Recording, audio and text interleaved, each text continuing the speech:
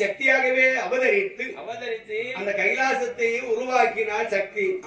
உருவாக்கினார்கள். அந்த சக்தி உருவாக்கி சிவபெருமானையும் வறுமை செய்ததோ அந்த கைலாச மலைதான். அதே கைலாச மலை தான். அந்த கைலாசம் எப்படிப்பட்ட கைலாசம் பாருங்கள். எப்படிப்பட்டது? 5 பூதலத்தின் முன்னே ஆடும் கைலாசம். அந்த கைலாசம் என்பது ஐம்பஞ்சபூதத்துக்குள் அடக்கம். கைலாசம் பஞ்சபூதத்துக்குள் அடக்கும். சிவபெருமானே நம்ம நினைத்து துயரத்தோடு அழைக்க வேண்டுமானால் ஐம்பஞ்சபூதமும் ஒன்றடக்கி சிவபெருமானை நோக்கி தவம் இருந்தோமானால் அவர் மனதிலே நின்று சிவபெருமானே ஆடுவாராம். நம்ம மனதில் நின்று சிவபெருமான் அப்படியே தக்குப்புக்குன்னு ஆடுவார். எப்படி ஆடுவார்? தக்குப்புக்குன்னா. அதனால்தான் பாருங்க கைலாசத்தில் அடியவர்கள் இருதயத்தில் ஆடும் கைலாசம் என்று அதாவது பாடினார்கள். அந்த கைலாசம் மேல் எப்படிப்பட்ட கைலாசம் என்றால் எப்படி கைலாசம்? 8 மலை 7 கடல்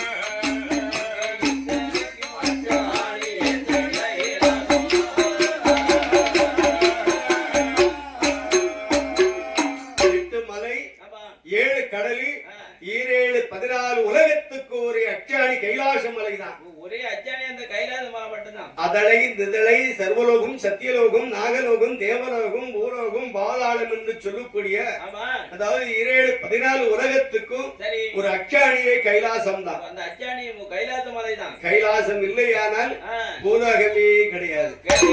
அப்படிப்பட்ட கைலாசத்தில் பட்சமுள்ள கைலாச பர்வதத்தின் மேலே பார்வதியும் ஈஸ்வரனும் பாவித்திருந்தனர்.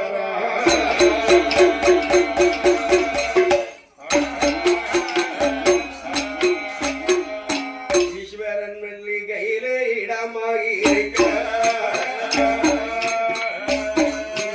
இந்திய செல்வத்தில் பாண்டி வளர்நாடு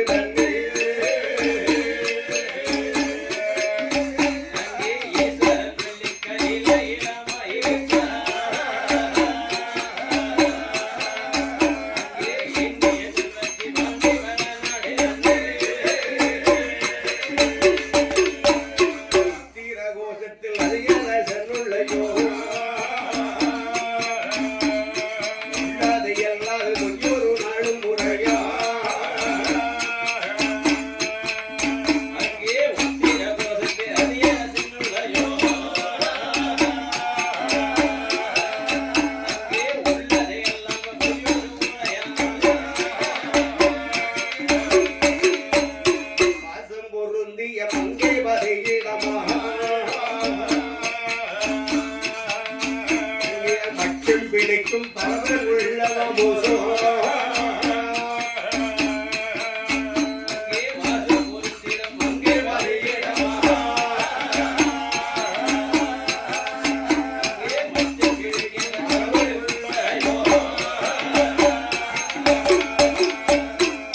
கைலாசத்தில் எல்லாம் அப்படி அங்கே இருக்க புலகத்தில் பாருங்கள் பாண்டி வளர்நாடு பாண்டிய நாடு என்பது நம்ம தமிழ்நாடு தான்.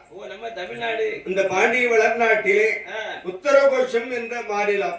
உத்தரகோஷம் இங்க கூடிய மாநிலம். இந்த உத்தரகோஷம் எங்க இருக்கிறது என்றால் எங்க ராமேஸ்வரத்துக்கு தென்புறத்துல தான் இருக்கிறது உத்தரகோஷம். உத்தரகோஷம் ராமநாதபுரம் மாவட்டத்துல இருக்கு. ஆமா, அங்க இருக்கிறது இன்னமும் ஒரு சிவதலங்கள். சரி, பழமையான சிவதலங்கள் ஆதி காலத்தில் உள்ள சிவதலம் அங்கதான் இருக்கிறதா.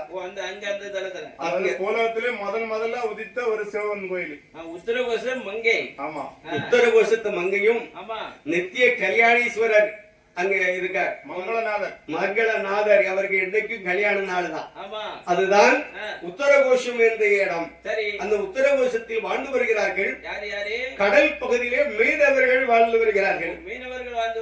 அந்த மீனவர்களுக்கெல்லாம் தலைவராக யார் வாழ்ந்து வருகிறார் என்றால் அதியரசன் அரணவல்லி என்பவர்கள். மன்னவர் தேவிமாறு மகிழ்ச்சியோடு வாழ்ந்து வரக்கூடிய காலத்தில் அந்த தலைவராக பட்டாலும் தலைவர்களாக இருந்தாலும் அவர்கள் என்ன வேலை செய்கிறாங்க? தலைவர்களா இருந்தா வெள்ளை வேட்டி சட்டி கட்டிக்கிட்டு அப்படி நம்ம வீட்டுல இருந்தா போதும். ஒரு 10 ஆள ஒண்ணா கூட்டிட்டு அலையணும் போதும், நம்ம பிள்ளை நல்லா ஓடும். ஆமா, அது இப்ப உள்ள காலத்துல தலைவர்கள் அப்படி இருக்காங்க. 4 பஞ்சாயத்து நடத்தினா போதும்ல. ஆமா, அதாவது முன்னால் உள்ள காலத்துல எல்லாம் தலைவர்கள் எல்லாம் கஷ்டப்பட்டு தொண்டரோடு தான் சேர்ந்து இருந்தாங்களா அந்த காலத்துல உள்ள தலைவர்கள். ஆமா, முன்னால் உள்ள காலத்துல. ஆமா, இப்ப நம்ம காலத்துல உள்ள தலைவர்கள் வேற. அப்படி தலைவராக இருந்தாலும் அந்த உத்தரகோஷத்தில் அதியரசன் எப்படி இருக்கிறான் என்றால் எப்படி உண்மையிலே சிறந்தவனாகவே வாழ்ந்து வரக்கூடிய காலத்தில் அவன் எப்படி இருக்கிறான் என்றால் எப்படி கர்த்தாவு கேட்க நடந்து கொள்வான் என்ற காலம் பிடித்தவன் பூஜை கடற்கள்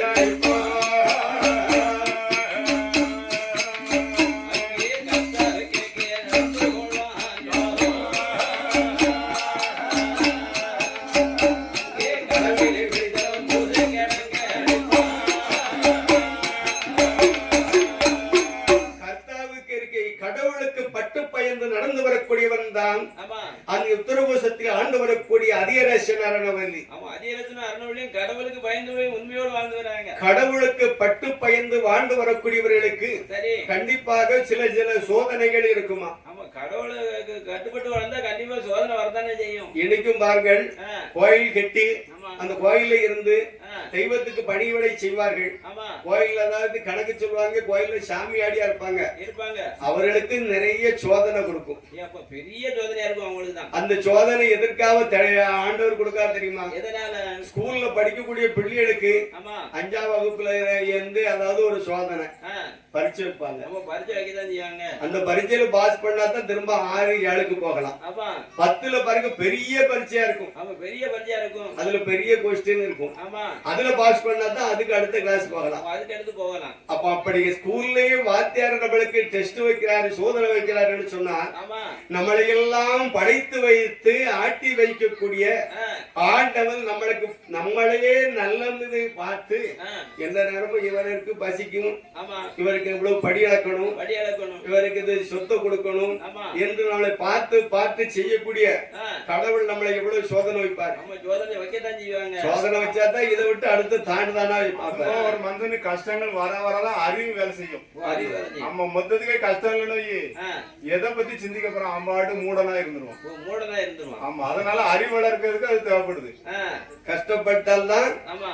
அறிவு கூர்ந்த அதாவது சாதனைகளை சாதிப்பார்கள். சரி. அறிவு கூர்ந்த சிந்தனைகளும் வந்து தோன்றுமா. ஓ, அப்படிதான் வந்து தோணும். அதே போலாக சரி. ஆதியரசன் அருணவல்லி ஆமா. கடலை மீனை பிடித்து வாழ்ந்து வரக்கூடிய காலத்தில் காலத்தில் ஆண்டவனுக்கு பட்டு பயந்து நடந்து வருகின்றான். ஆமா. மீண்டு அவன் கடல்ல மீனை எப்படி பிடிக்கிறான் என்றால் எப்படி படிக்கிறான்? வீச்சி வலைக்குள்ள பட்டவன் கொல்லாமல் விட்டு என்று வளைகின்ற மீனை படத்துக்கு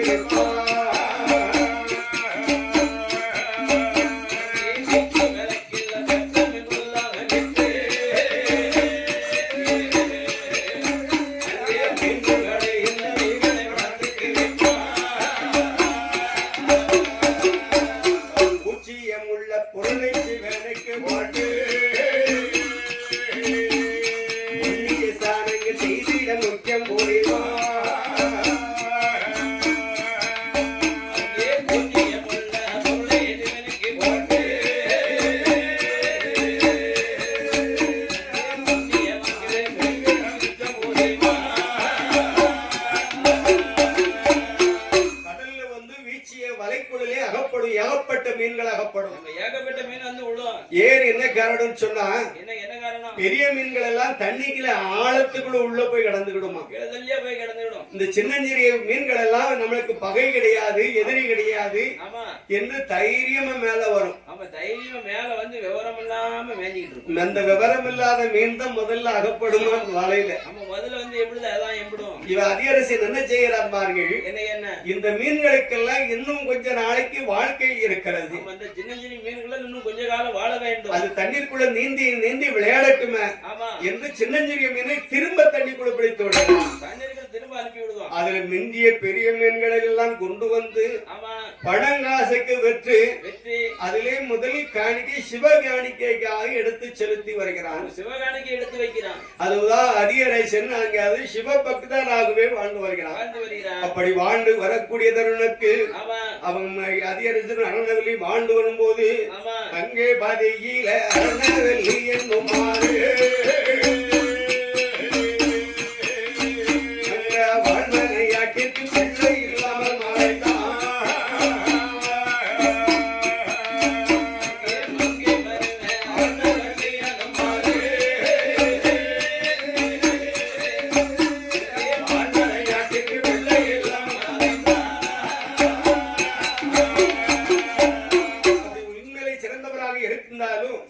அவர்களுக்கு பாருங்கள் ஒரு சோதனை என்னன்னா குழந்தை பாக்கி என்பது கிடையாதான். குழந்தை என்பதே இல்ல. ஆமா, இன்னைக்கும் பெரிய பெரிய தலைவர்கள் எல்லாம் முன்னாள் உள்ள காலத்தில் ரொம்ப கஷ்டப்பட்டு தான் வாழ்ந்திருக்காங்க. அவங்க கஷ்டப்படும் போது யாரும் மதிச்சாங்கன்னா மதிக்க போறது கிடையாது, மதிக்க மாட்டாங்க. அதுல சாதித்து அவங்க தலைமுறை மறைஞ்ச பிறதான் பேரும் போகணும். அவங்க மறைஞ்சு அவங்க மறைஞ்சதுக்கு அப்புறம் தான் பேர் போகணுமா இருப்பாங்க. பாரதியார் பாருங்கள், ஒரு பெரிய கஷ்டத்துல இருந்தார். அவருக்கு பாடின பாட்டு எல்லாம் இன்னைக்கு உலக மக்கள் எல்லாரும் சொல்லுகிறாங்க, பாடுகிறாங்க. பாரதியார் வாழும்போது எப்படி வாழ்ந்தாருங்களா? எப்படி ஒரு குடிசையிலே ஏழையா தான் இருந்தார். சாப்பாட்டுக்கு வழி இல்லாமல் வாழ்ந்து வந்தவர் தான் பாரதியார். அன்னைக்கு யாரும் அவருக்கு சப்போர்ட் பண்ணல. அன்னைக்கு அவருக்கு யாரும் சப்போர்ட் பண்ண போனாங்களா? ஆண்டவர் அவ்வளவு பெரிய சோதனை வைத்தார் பாரதியாருக்கு. இன்னைக்கு பாரதியார் பாட்டுனா உலகம் முழுக்கும் புகழாக இருக்கிறது. பள்ளி பாட புத்தகத்திலும் வந்தாச்சு. அது மட்டுமல்ல, நம்மளுக்கெல்லாம் தலைவராக இருக்கப்பட்டவர் பெருந்தலைவர் காமராஜர் எவ்வளவு கஷ்டப்பட்டு வாழ்ந்து வந்தாரு. இன்னைக்கு கஷ்டப்பட்டு இருந்த போய்தான் நியாயமான தலைவரா இருக்க பாருடா. உலக மக்கள் அத்தனை இவர்கள் கையெழுத்து வழங்கப்படுகிறார்கள். அதே போல அதிகரசன் அவன் கஷ்டத்தோடு இருக்கிற கூடிய காலத்தில் மீண்டும் ஒரு கஷ்டம், குழந்தை என்பது கிடையாது. குழந்தை என்பது இல்லாமல் இருக்கிறாங்க. பிள்ளை இல்லாமல் அரணவல்லி பெண்குடியாள் என் மன்னவா என் பிராணநாயகா என்கேடவா மன்னவரே குமைத்த பிரணநாதா கையில் வைத்து விளையாட கை குழந்தை வேணுமையா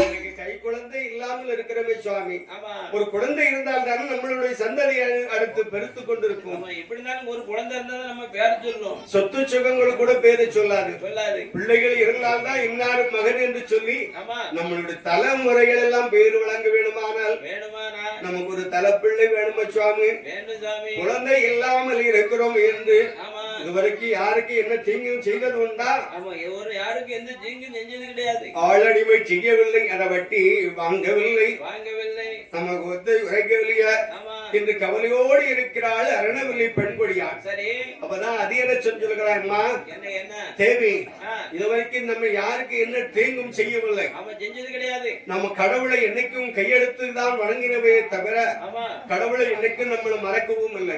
கிடையாது. இன்னும் நம்மளை ஆண்டவர் சோதனை வைக்கிறார் என்றால் அந்த ஆண்டவரை மீண்டும் நம்ம தொழுது வணங்க வேண்டும் என்று அப்படி எத்தனையோ தவ ரிஷிகள் எல்லாம் சங்கு சரத்திலையும் கூட தவம் இருக்கிறாங்களா? அதுபோல அங்கே நாமும் தவம் இருந்தமானால் குழந்தை பிறகு கிடைக்கும் என்று சங்கு சரத்திலே இருக்கும் தவசைகள் பாரு அப்படி நானும் இந்த புரிவன் தவசை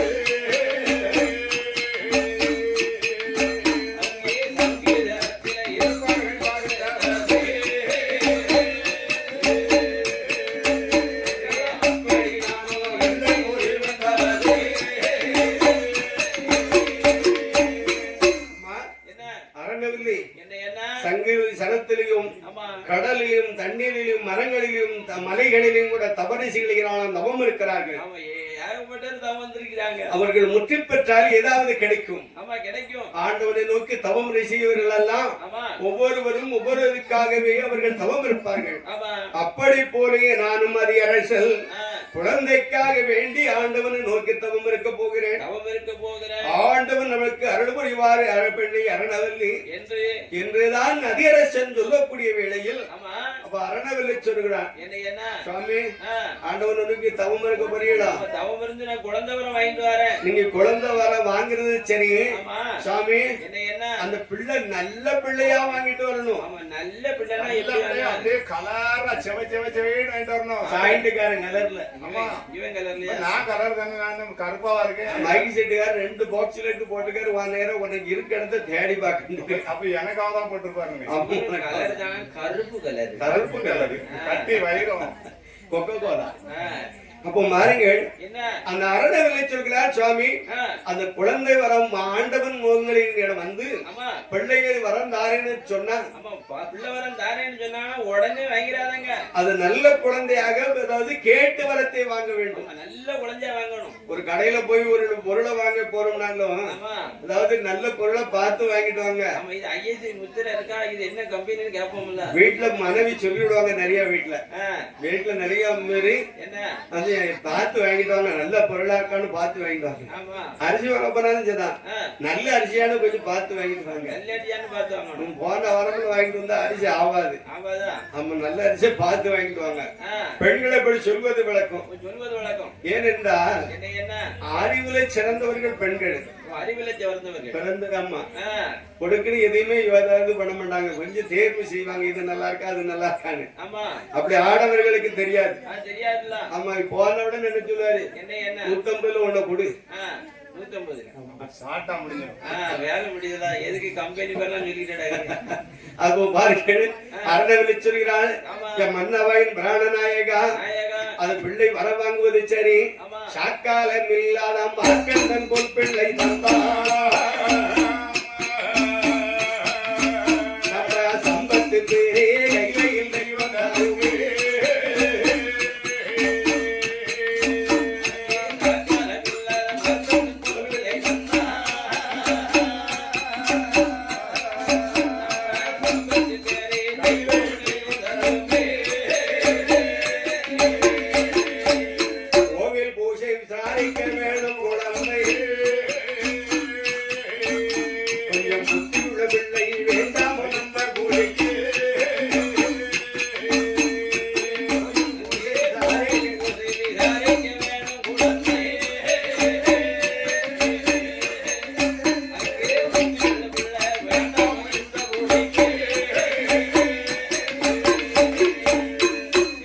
நல்வர வாங்க சொன்னார் தேவாதி தேவேன கோவிலிடமாக சென்று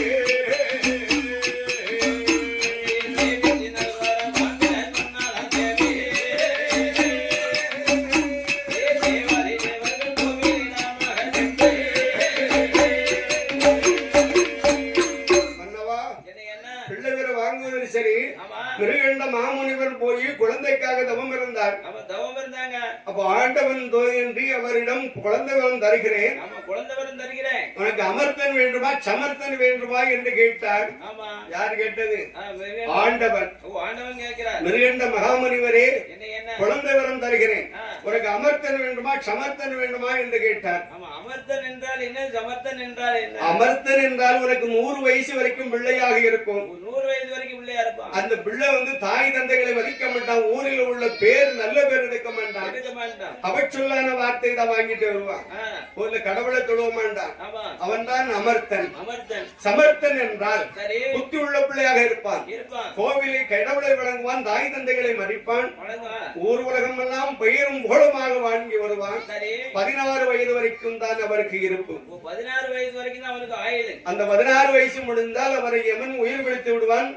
அவன் தான் அதாவது சமர்த்தன் என்றார். அவன்தான் மிருகண்ட மகாமுனிவன் கேட்டான், சுவாமி அமர்த்ததை பற்றி அலக்கெழுத வாக்கிலும் நான் சமர்த்தனை பற்றி சாக குடும்பம் புத்தி உள்ள பிள்ளை தந்தா போதும் சாமி. புத்தி உள்ள பிள்ளை தந்தா போதும். 16 வயசு வரைக்கும் பிள்ளை இருந்தாலும் போது கொஞ்சம் புத்தி உள்ள பிள்ளையா இருக்கணும். அறிவில்லாத பிள்ளைய கூட்டிட்டு வந்து மாதிரி வச்சிருந்தா என்ன செய்யும்? ஒரு கதைக்கு ஆகாது, ஒரு கதைக்கு ஆகாது. விடிய கதை எங்க வெட்டினாலும் கிடக்கணும். அப்ப பாருங்கள் சுவாமி, என்ன மன்னவரே, அப்படி மார்க்கண்டன் போலவே நீங்கள் பிள்ளை வர வாங்கிட்டு வர வேண்டும். அப்படி பிள்ளையாக நீங்க வாங்கிட்டு வந்தீங்கன்னா நீங்க அப்படி மட்டும் குழந்தை வாங்கிட்டு வந்தீங்கன்னு வைங்க, நம்ம சம்பத்து பெற கைலாசத்துல தேவாதி தேவர்களே பேசுவாங்க. தேவாதி தேவர்களே நம்ம குடும்பத்தை பத்தி பேசுவாங்க. மிகினவர்கள் இடத்துல ஹரியரசனுக்கு அரணவலுக்கு ஒரு பிள்ளை வாழ்ந்தது, இவ்வளவு அழகான பிள்ளை, இவ்வளவு அறிவுள்ள பிள்ளை என்று பேசுவாங்க. அப்படி போல சேவித்து நல்வரம் வாங்க சொன்னாளன் தேவி தேவாதி தேவனா கோவில் இடமாகவே சென்று அவன் போயிட்டு வருகிறான். நான் வர வாங்கி வருகிறேன் என்று ஹரியரசன் சென்று வருகின்றார். அவங்க கோயில் பூஜைகள் எல்லாம் முடித்து அப்ப எங்க கோவில் ஒவ்வொரு சிவதலங்களெல்லாம் சென்று அவன் தவத்தை செய்து வரக்கூடிய வேளையில் பூஜை தேவரத்தின் கட்டளை காலத்தை போக்கி புண்ணிய காலம் அது என்று தேவதை போற்றி ஆசைக்கு தக்காடு உள்ள பிள்ளையருள் என்று அரணர் இடத்தில் ஹரியரசன் தவழ்ந்திருந்தார்.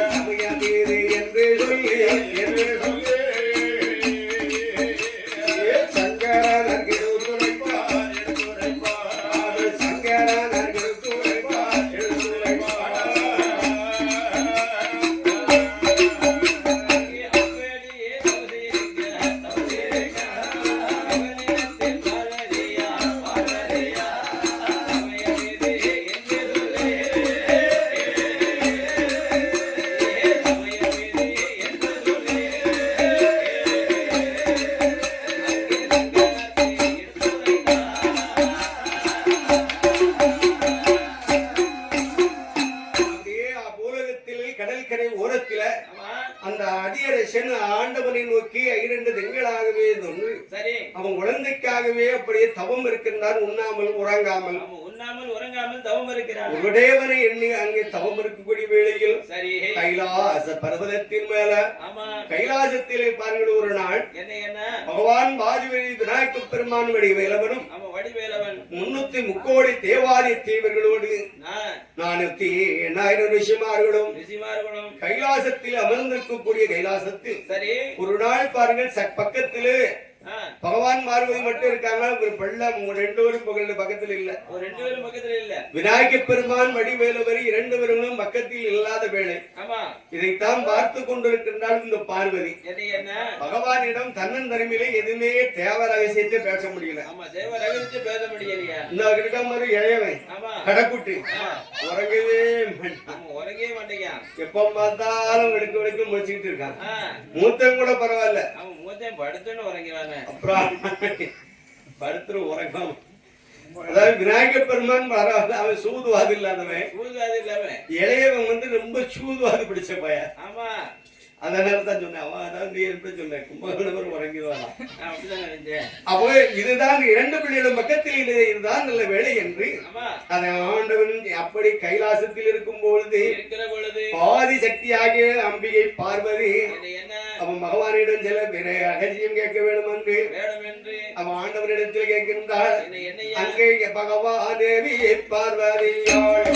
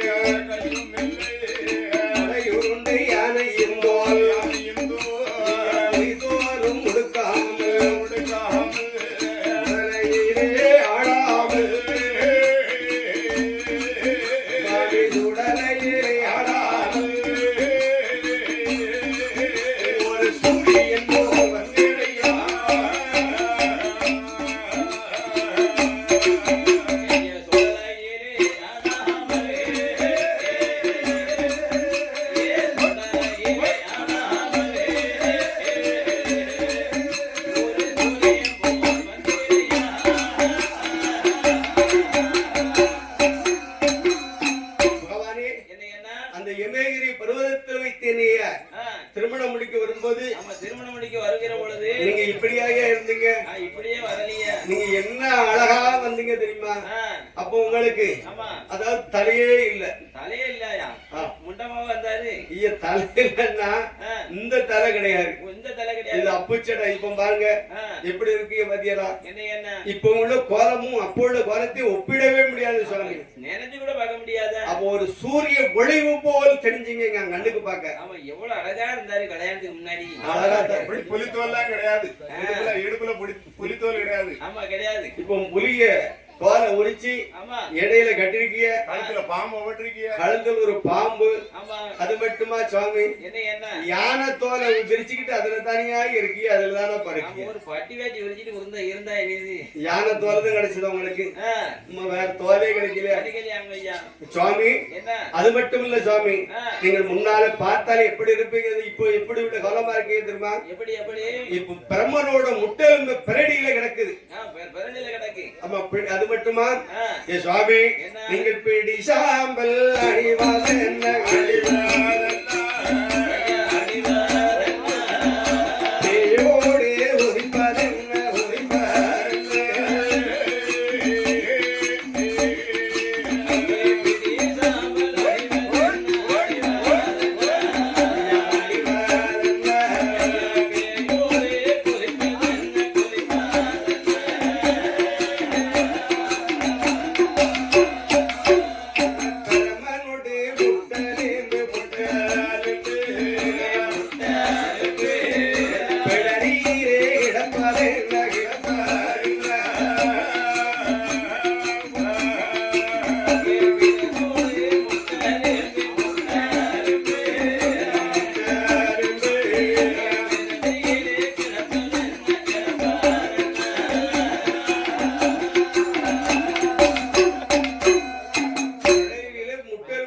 பரமனோட முட்டெலும்பு கிடக்கு. ஆமா முட்டெலும்புலாம் கிடக்கு. அது மட்டுமா ஆ. அதாவது நீங்க நாங்க உங்களுக்கு என்ன நினைச்ச நேரம் சாப்பாடு கொடுப்பதுக்கு வீட்டுல ஒரு இது இருக்கு. அப்ப நினைச்ச நேரம் பொன்னி அரிசியை பொங்கி சாப்பாடு போடுறதுக்கு வீட்டுல எரிஞ்சு பார்த்துக்கிட்டே இருக்கேன்னா நீங்க என்ன செய்வீருமா? என்ன என்ன பரமனோட முட்டெலும்பு கரடியில போட்டுக்கிட்டு ஆமா வீடு வீடா பிச்சை இருக்கா பிச்சை பிச்சை இருக்கா பிச்சைன்னு ஆமா தெரு தெருவா அலைதீங்களே சுவாமி. ஆமா எப்படி அழுது எனக்கு ஒரு மாதிரிலாம் இருக்கு. ஆமா வேற இப்படி எல்லாம் அலையலம்மா.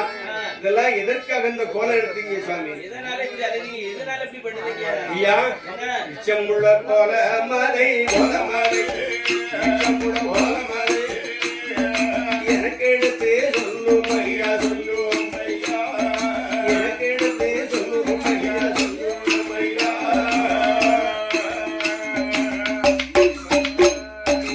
இச்சமுள்ள கோலமலே கோலமலே இச்சமுள்ள கோலமலே எனக்கு எடுத்து சொல்லுங்க ஐயா சொல்லுங்க ஐயா எனக்கு எடுத்து சொல்லுங்க ஐயா சொல்லுங்க ஐயா. உனக்கு சாப்பாடு போடுவதற்கு நான் ஒரு இருக்கேன். ஆமா வீடு வீடா போய் பிச்சை இருக்கோ பிச்சைன்ட்டு அலைதீங்களே. ஆமா இந்த அழுதீங்களா? கோலம் எல்லாம் எதற்காக எடுக்கிறீங்க? எதுக்கு இப்படி பண்ணணும் பண்ணுதீங்க? இப்ப தேவையில்லாம பண்ணலாமா? ஆ நம்ம வீட்டுல நிறைய வீட்டுல சொல்லுவாங்க என்ன கேவலப்படுத்தணும். கேவலப்படுத்தனே இந்த மண்ணால. ஆமா என்று ஆ சொல்லுவது போல ஆமா அந்த பார்வதியார் கேட்கிறார்.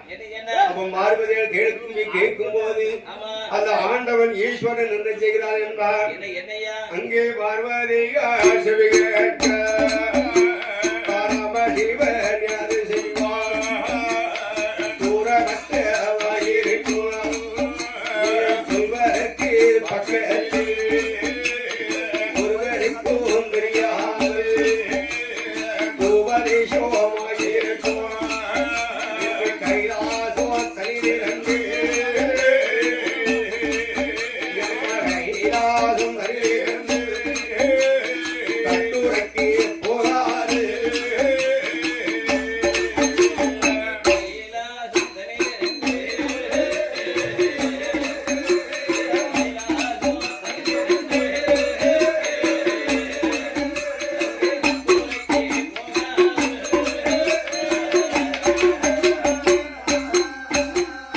பார்வதி நீ கேட்பது அத்தனையுமே தேவ ரகசியங்கள்.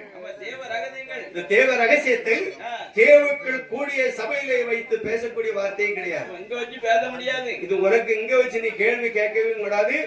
உனக்கு இங்க இருந்து நாம் பதிலும் சொல்ல முடியாது. பதிலும் சொல்லக்கூடாது சொல்ல முடியாது என்று சொல்லி ஆமா அந்த ஈஸ்வரன் ஆதிசக்தி பார்வதி அழைத்துக் கொண்டு என்ன அங்கே கோபி போலே முடியுமாயே முடியுமாயே முடியுமாயே கொண்டு போனார் வெகு தூரம் வெகு தூரம்.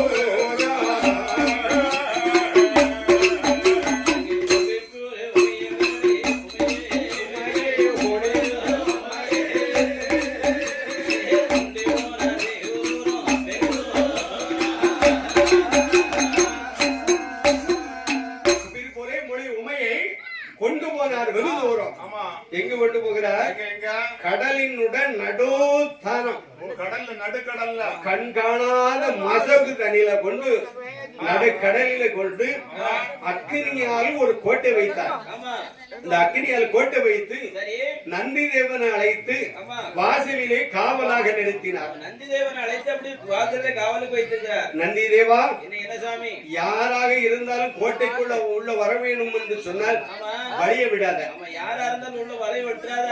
யாம் பிள்ளைகளா இருந்தாலும் எத்த பிள்ளையா இருந்தாலும் உள்ள விட்டுறாத. மூத்தவன் வந்தா அப்பா அம்மாவை பார்க்கணும் சொன்னா வழிய விட்டுடு. ஆமா அவன் வாது சூது வஞ்சம் இல்லாத மனுஷன். இந்த இளையவன் ஆ சின்ன பையன் இருக்கான் பாரு இல்ல போய் ஆவாத பையன். வேலவன் அவனை மட்டும் அம்மாவை பார்க்கணும் அம்மா பார்க்கணும் சொன்னா நம்ம உள்ள விட்டுறாத. வெளியே உள்ள வழி விட்டுடாத. ஆமா பார்த்துக்கொள் என்று நந்தி தேவரை காவலுக்கு வைக்கின்றார். சரி அப்படி காவலுக்கு வைத்து ஆமா பார்வதியால் கேட்கிறாள். ஆமா பார்வதியால் கேட்க பகவான் அப்படியே படமாக வரைந்து கொண்டிருக்கின்றார். படமா வரைந்து கொண்டிருக்கிறார். எப்படி எழுதுகிறார் தெரியுமா? எப்படி எப்படி அந்த பார்வதியால் தந்திரப்பை படத்திலே எழுதுவாரம் எழுதுவாரம்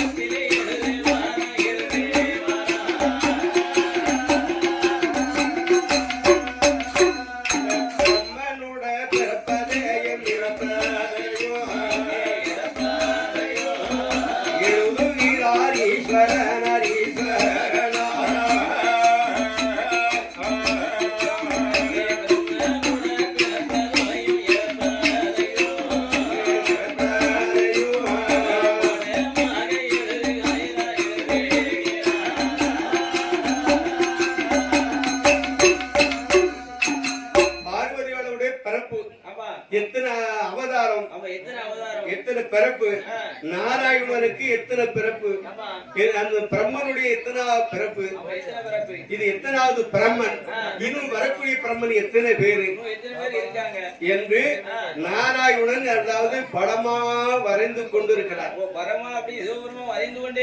பார்வதி அதாவது பூலகத்தில் இல்லாருலாம் இத்தனை அவதாரம் இருக்கு, இத்தனை பிறப்பு இருக்கு, இறப்பு இருக்கு என்று சொல்லும் போது சாமி இத்தனை பேர்களும் பிறப்பு இருக்காது சரி, அவங்க ஏன் இறக்க வேண்டும், இறந்தது மறுபடியும் ஏன் பிறவி செய்திய ஏன் சுவாமி இப்படி சும்மாவே இருக்க மாட்டீங்களா, உங்களை மாதிரி போய் இருக்க சொல்ல வேண்டியதானே.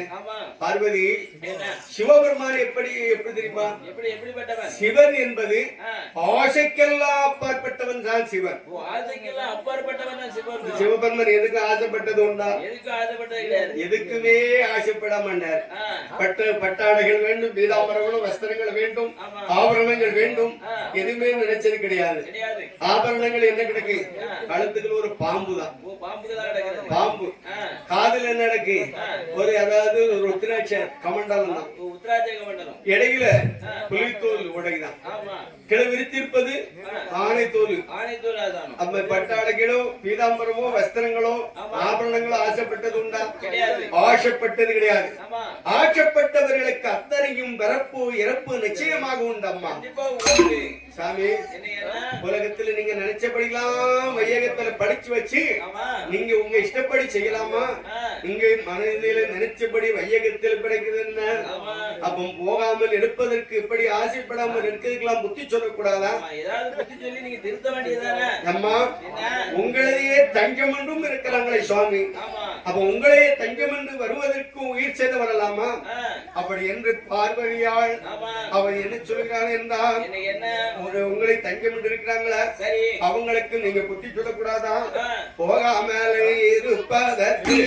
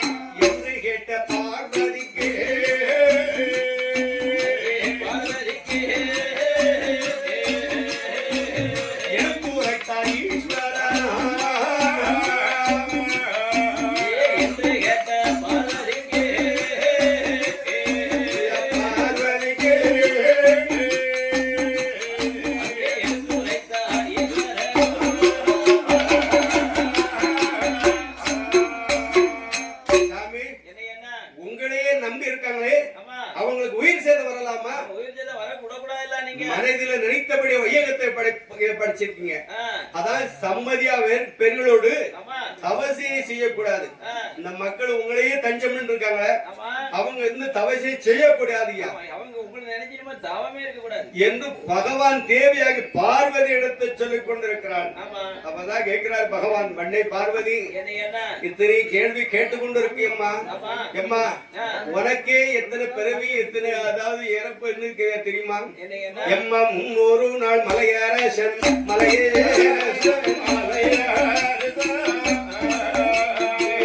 மகளாகி வீரம் தான்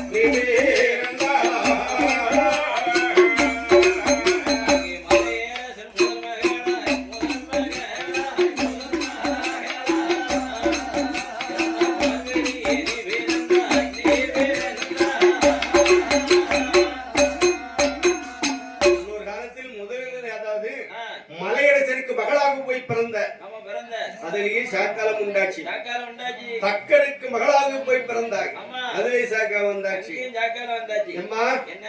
ஏ பார்வதி, ஆ. உனக்கு இன்னும் ஒரு பிறவி இருக்கிறதம்மா. இன்னொரு பிறவி இருக்கா? இன்னும் ஒரு பிறவி வந்து பிறவி வந்து